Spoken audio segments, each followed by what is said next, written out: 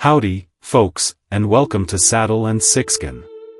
On this channel, we explore the rugged tales of the Old West, stories that resonate with those of us who've seen a few seasons change. So if you enjoy the videos and like learning about the West, please give us a like or subscribe.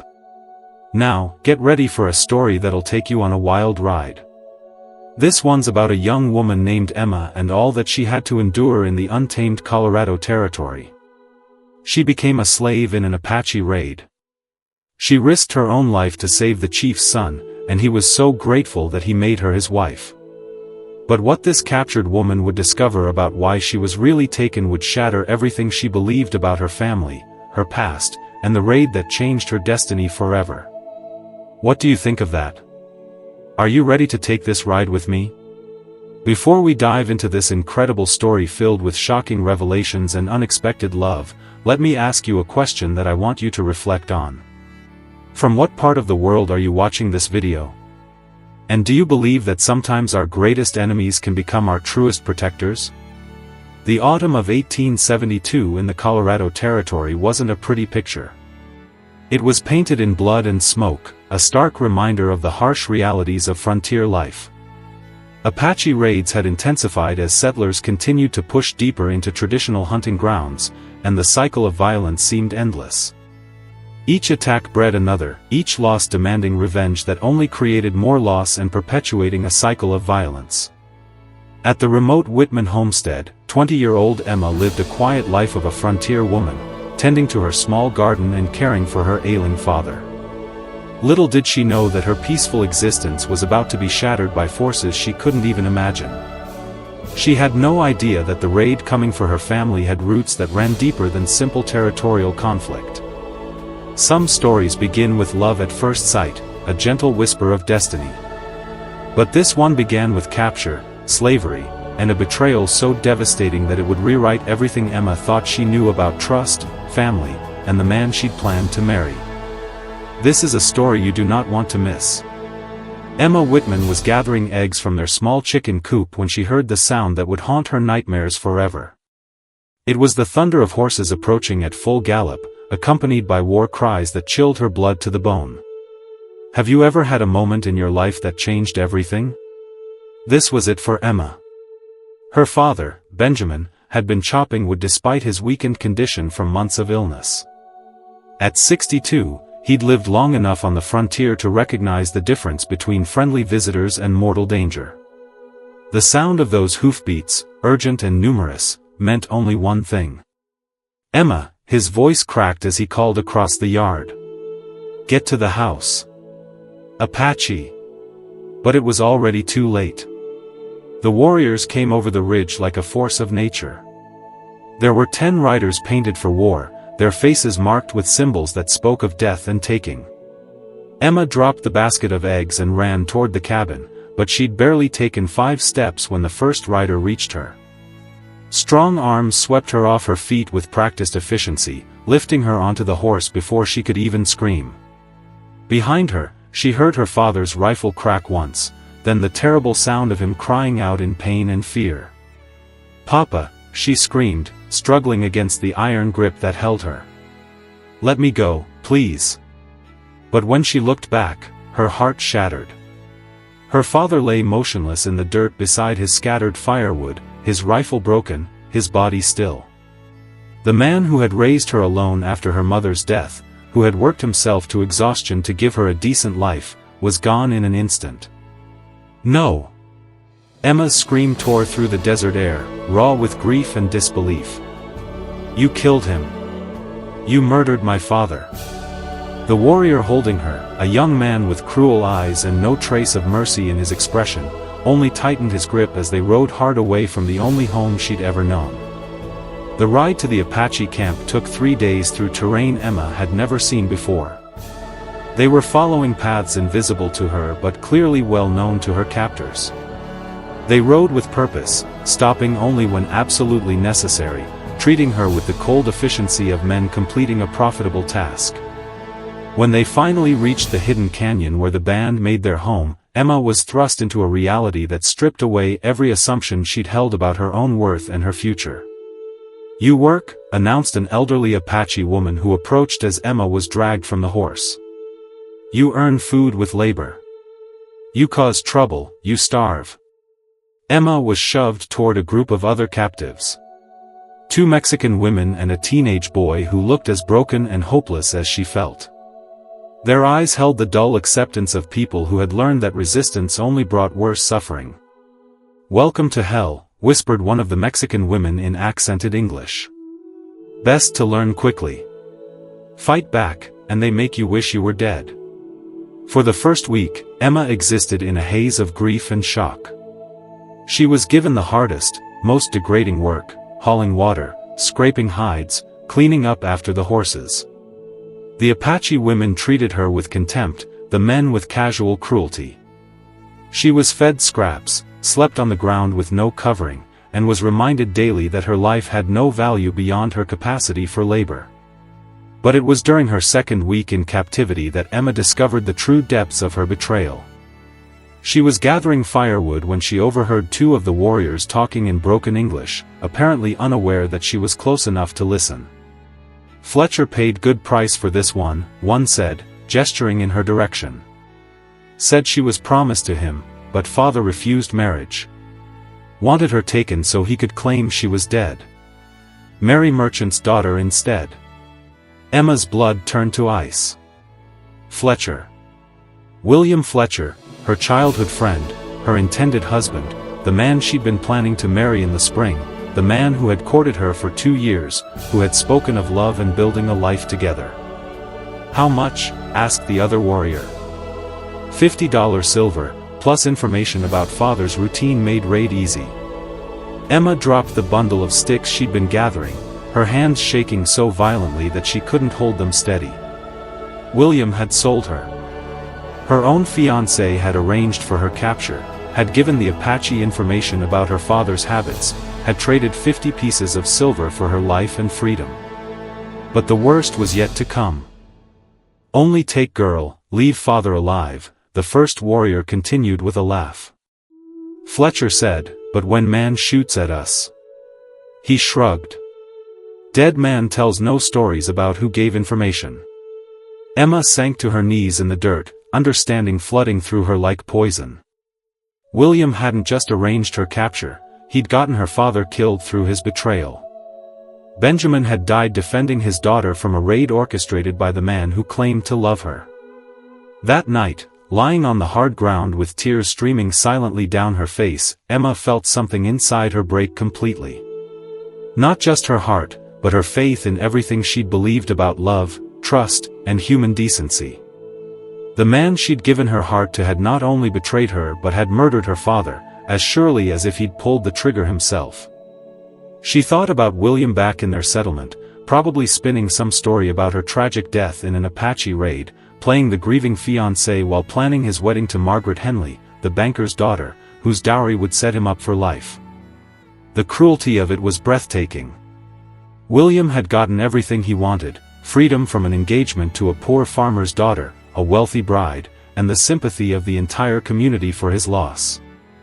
Meanwhile, Emma suffered in slavery, her father lay dead, and no one would ever know the truth.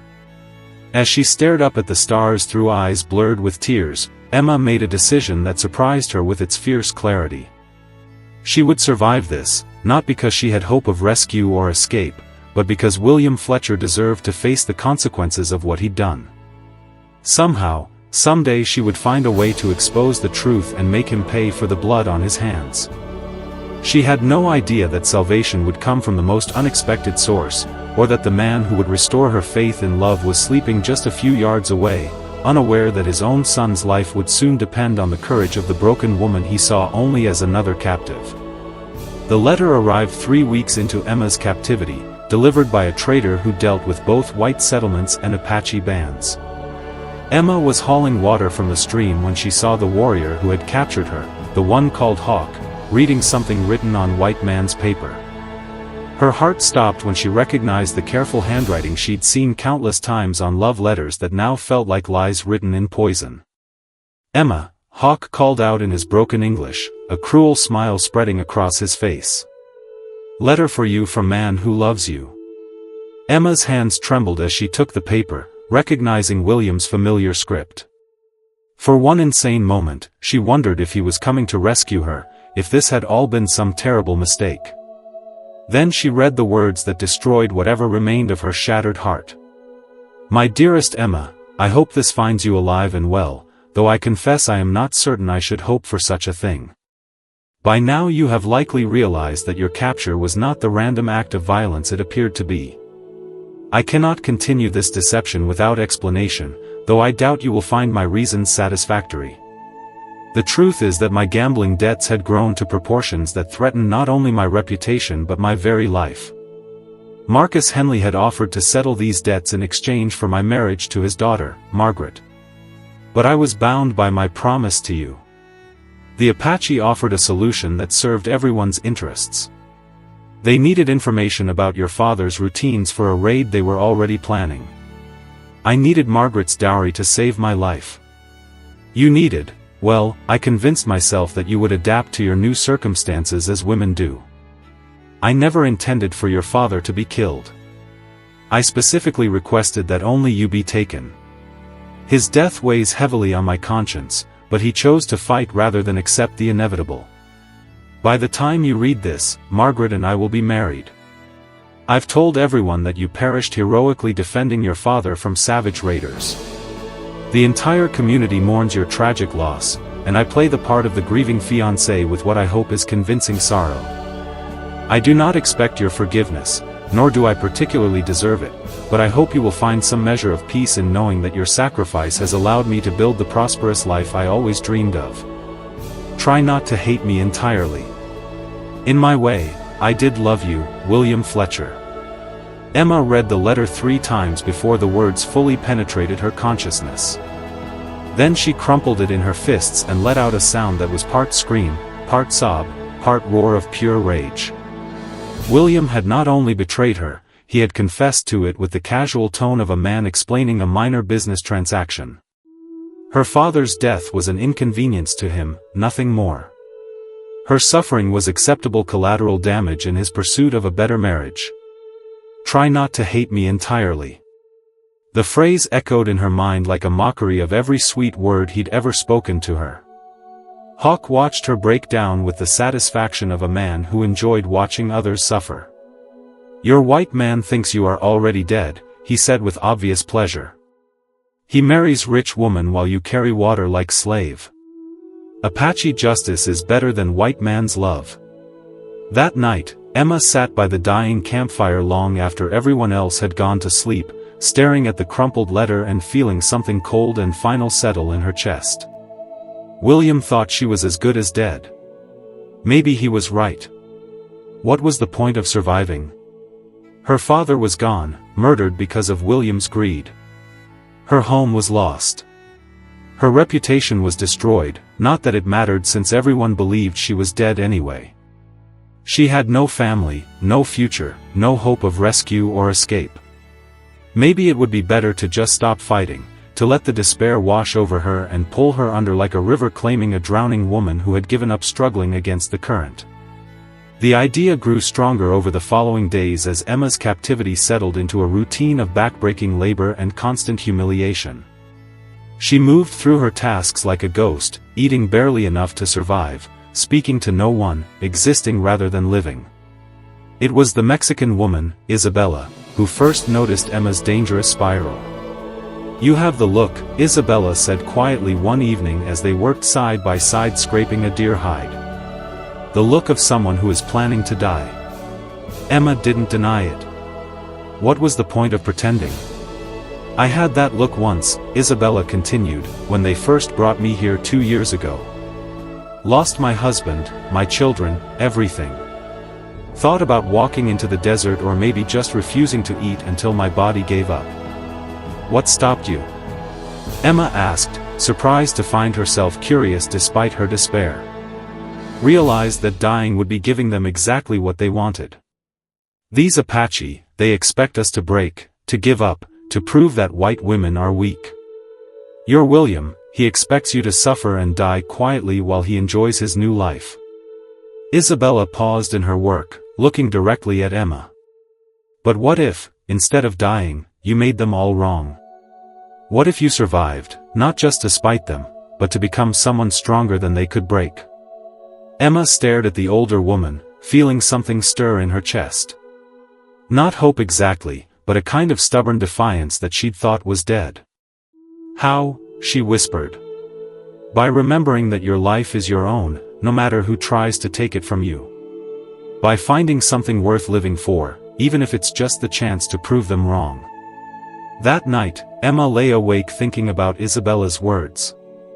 She thought about William enjoying his wedding night with Margaret while believing Emma was either dead or broken beyond repair.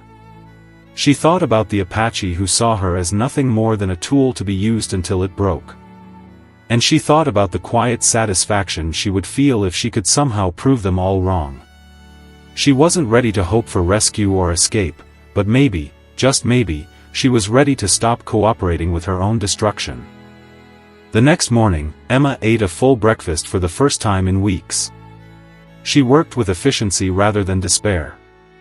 And when Hawk made one of his usual cruel comments about white women being weak, she looked him in the eye with something that made him step back, not submission, but the dangerous calm of someone who had decided to survive. She had no idea that her transformation was being watched by intelligent eyes that had seen too many captives give up to ignore the rare ones who chose to fight back. Emma had been in the Apache camp for 6 weeks when the war party returned carrying their wounded leader's son. The sound of approaching horses brought everyone running to the canyon entrance, but the triumphant war cries Emma expected were replaced by urgent shouts in Apache. Something had gone terribly wrong. Chief Mascalero rode at the front of the group, his face grave with worry as he carried a figure Emma initially thought was a bundle of blankets. But as they came closer, she realized with horror that it was a boy, maybe 13 or 14 years old, unconscious and bleeding from a wound in his chest that had soaked through multiple layers of cloth bandages. Kia, she heard several women whisper, their voices filled with fear and grief. Emma watched from her position near the water containers as the chief dismounted, cradling the boy with a tenderness that seemed at odds with his reputation as a fierce warrior. This was clearly his son, and from the frantic activity that erupted around them, the child was dying. The tribe's medicine woman, an ancient Apache called Grandmother Owl, emerged from her wickiup and began examining the boy with hands that shook slightly with age. Emma could see her growing distress as she peeled back the blood-soaked bandages to reveal a wound that was clearly beyond her abilities to heal. Bullet went deep, Grandmother Owl announced in English, apparently for the benefit of the Mexican captives who served as translators. Poison spreading through blood. Without white man's medicine, boy dies before sunrise. Chief Mascalero's face remained stoic, but Emma could see the devastation in his dark eyes. This was his son, his heir, the future of his bloodline, and there was nothing he could do to save him. Get white doctor from settlement, one of the warriors suggested. 3 days' ride, another replied. Boy be dead long before. Emma found herself stepping forward before she'd consciously decided to move. Every survival instinct screamed at her to stay invisible, to avoid drawing attention to herself. But watching the chief's quiet agony as he held his dying son awakened something in her that was stronger than self-preservation. I might be able to help, she said quietly. The words fell into silence so complete that Emma could hear her own heartbeat. Every face in the camp turned toward her with expressions ranging from shock to suspicion to outright hostility. Hawk laughed harshly. White slave thinks she is medicine woman. But Chief Mascalero studied Emma with intelligent eyes that missed nothing. You know healing?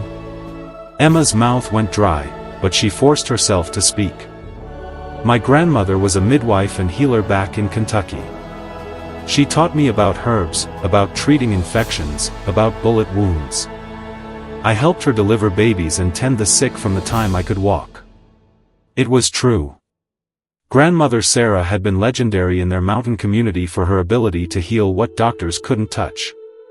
She'd passed on everything she knew to Emma during the long summers of her childhood, making her memorize which plants could fight infection, how to clean and close wounds, how to prepare tinctures and poultices that could pull poison from blood. You think you can save my son? Mascalero's voice was carefully controlled, but Emma could hear the desperate hope he was trying to suppress. "I think I can try," Emma replied honestly. "But I'll need certain plants, clean water, sharp knives," and she hesitated, knowing her next words could sign her death warrant. "I'll need you to trust me completely." The silence stretched until Emma thought she might collapse from the tension. She was a captive, a slave, asking the chief of an Apache band to trust her with his most precious possession. If she failed, and she probably would fail, they would likely torture her to death as slowly and creatively as possible. But if she didn't try, the boy would certainly die, and she would have to live with the knowledge that her silence had killed someone's child. "What do you need?" Mascalero asked finally. For the next 4 hours, Emma worked with a focus and intensity that surprised even her. Under the watchful eyes of half the tribe, she cleaned the infected bullet wound with boiling water and strong soap, picked out fragments of lead and cloth with makeshift tweezers, and packed the cavity with a paste made from willow bark, honey and herbs that Grandmother Owl helped her identify. The boy Kia remained unconscious throughout the procedure, which was probably a mercy. Emma had no anesthetics beyond the herbal tea she'd forced down his throat, and the surgery required her to dig deep into torn flesh to remove all traces of infection. "Bullet missed heart by inches," she explained to Mascalero as she worked. "But it carried pieces of his shirt into the wound, and infection has spread through his blood. If we can stop the poisoning and get him to fight off the fever." She didn't finish the sentence. They all knew the odds were still against them. For 3 days, Emma barely left Kia's side. She monitored his fever, changed his bandages, forced healing teas between his lips, and watched for signs that the infection was either retreating or advancing toward his vital organs. The entire camp held its breath. Emma could feel their eyes on her constantly, some hopeful, others suspicious, all of them aware that this white captive now held the future of their chief's bloodline in her hands. On the 4th morning, Kia opened his eyes and asked for water. The cheer that went up from the camp could probably be heard for miles. Women embraced each other, warriors shouted praise to the spirits, and children danced around the fire with joy. Chief Mascalero knelt beside his son's bedside and wept openly, the first time Emma had seen him show such vulnerability. But it was what happened next that changed everything. Mascalero stood slowly and walked over to where Emma sat exhausted beside the dying fire. Without a word, he removed the leather bindings from her wrists, the marks of her slavery, and replaced them with a turquoise bracelet that marked her as a member of the tribe. "You saved my son's life," he said simply. "Now, you are no longer captive. You are family." Emma stared at the bracelet on her wrist, unable to process what had just happened. After weeks of being treated like an animal, she was suddenly being offered acceptance, respect, a place in the community that had enslaved her. But she was also beginning to notice something else. The way Chief Mascalero looked at her had changed from the impersonal regard of a master for useful property to something warmer, more personal, more dangerous, something that looked very much like the beginning of love. Emma had been living as a free member of the Apache tribe for 2 months when the sickness began. At first, she thought it was just exhaustion from the physical and emotional strain of her ordeal. She'd been working hard to prove her worth as a healer, tending to various injuries and illnesses that arose in the camp. The Apache had accepted her with surprising warmth after she'd saved Kia's life, and she'd found a purpose and belonging she'd never expected. But when the morning nausea began, followed by the telltale signs she'd seen in countless women during her grandmother's practice, Emma realized with growing horror what was happening to her body. She was pregnant. The realization hit her like a physical blow, sending her stumbling away from the camp to vomit behind a cluster of rocks where no one could see her distress.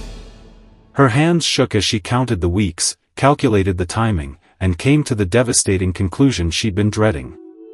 The baby had been conceived during her first week in captivity when she'd been at the mercy of warriors who saw rape as their right and her suffering as entertainment.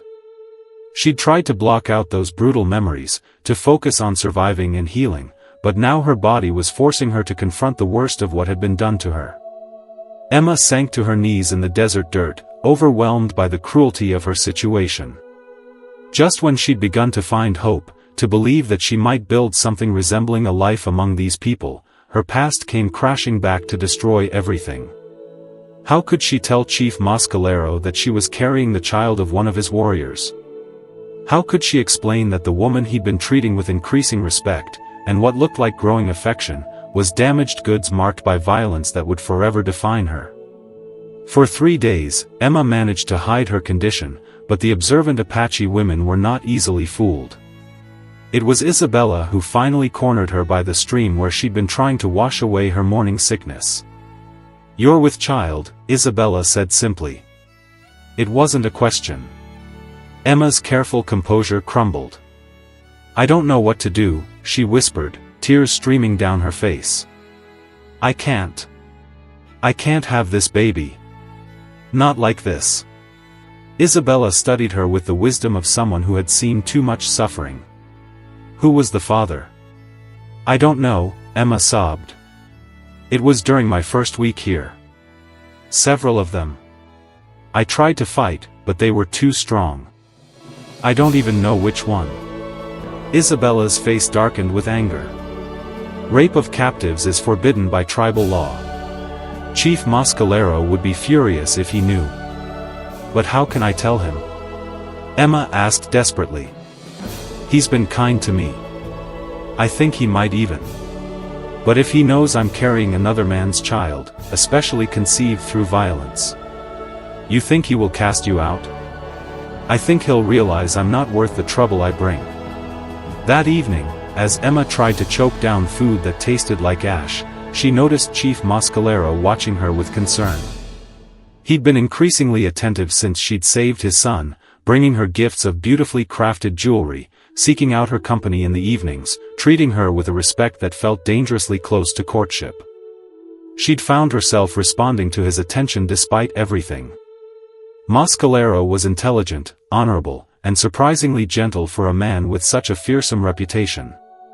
Under different circumstances, she might have welcomed his interest, but circumstances were never simple for a woman like her. "You seem troubled," Mascalero observed as they sat by the fire after the evening meal. "Are you unwell?" Emma's heart hammered as she struggled to find words. She could lie, could hide her condition until it became impossible to conceal. But she'd learned to value honesty after William's betrayal, and the thought of deceiving this man, who had shown her genuine kindness, felt like another betrayal of herself. "There's something I need to tell you," she said quietly. "Something that will change how you see me." Mascalero's expression grew serious. "Speak." "I'm pregnant," Emma said, the words falling like stones into still water. Mascalero was quiet for a long moment, his face unreadable. "The father?" "I don't know which one," Emma replied, her voice barely above a whisper. "During my first week here, before you declared me family, some of your warriors decided that rape was part of my punishment." The change in Mascalero's expression was immediate and terrifying.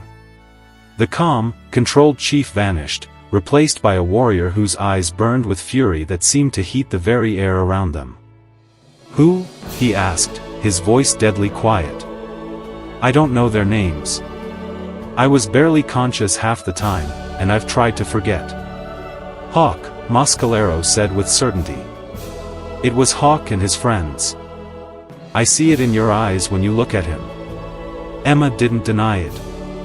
Hawk had indeed been the worst of her tormentors, both in violence and in his obvious enjoyment of her suffering. Mascalero stood abruptly, his hand moving to his knife. "This ends now." "Wait," Emma called out, grabbing his arm. "What are you going to do? What should have been done months ago? Rape of captives is forbidden by our laws. Those who violated you will face justice." "And then what?" Emma asked desperately. "What happens to me? To the baby?"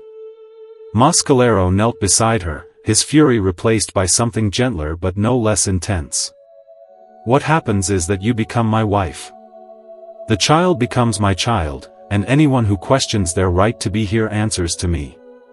Emma stared at him in shock. "You can't mean that." I'm carrying another man's child, a child conceived through violence. You are carrying a child who needs a father, Mascalero interrupted firmly. And I am a man who needs a wife worthy of respect. Your courage in healing my son, your strength in surviving what was done to you. These things matter more than the circumstances of conception. He took her hands in his touch warm and steady. Will you have me, Emma? Will you let me give you both the protection of my name and my love? Emma felt tears streaming down her face as she looked at this extraordinary man who was offering her something she'd never dared hope for. Not just safety, but genuine acceptance. Love that saw past her wounds to the woman she was trying to become. Yes, she whispered. Yes, I will. The Apache justice was swift and absolute. At dawn the next morning, Chief Mascalero called the entire tribe together for a council that would be remembered for generations. Emma watched from beside his wiki-up as the man she'd agreed to marry stood before his people with the bearing of someone prepared to reshape the very foundation of their community. Hawk and his companions violated sacred law, Mascalero announced, his voice carrying to every corner of the gathered crowd. They brought shame upon our people by forcing themselves upon a captive woman. Hawk stepped forward, his face defiant despite the murmurs of shock and disapproval rippling through the assembled Apache. She was enemy. White woman deserved. She deserved protection under our laws, Mascalero cut him off sharply. The moment she entered our camp, she was under my authority. You violated that authority. You violated her. You violated everything we teach our sons about honor.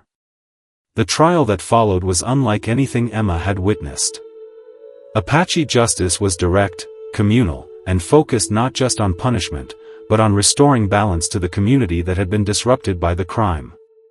Witnesses came forward, other captives who had seen the attacks, warriors who had known what was happening but had chosen to look away, women who had heard Emma's cries and done nothing to intervene. The picture that emerged was damning, not just for the perpetrators, but for a community that had allowed such violations to occur. This woman saved my son's life when she could have let him die, Mascalero declared. She chose mercy when she had every reason to choose revenge, and we repaid her courage with brutality. Hawk and 2 other warriors were found guilty and sentenced to immediate banishment, cast out from the tribe with nothing but the clothes on their backs, forbidden from ever returning on pain of death. It was a sentence that, in the harsh desert environment, amounted to probable death, but it was considered merciful compared to what Apache law traditionally demanded for such crimes. As the exiled warriors disappeared into the desert, Emma felt something inside her chest loosen for the first time in months. Justice had been done. The men who had hurt her would never hurt anyone again. But more than that, she'd been publicly declared worthy of protection and respect. Chief Mascalero had risked his own authority to defend her honor, had shown his people that her value transcended her origins as a captive. The wedding ceremony took place that same evening as the sun painted the canyon walls in shades of gold and crimson.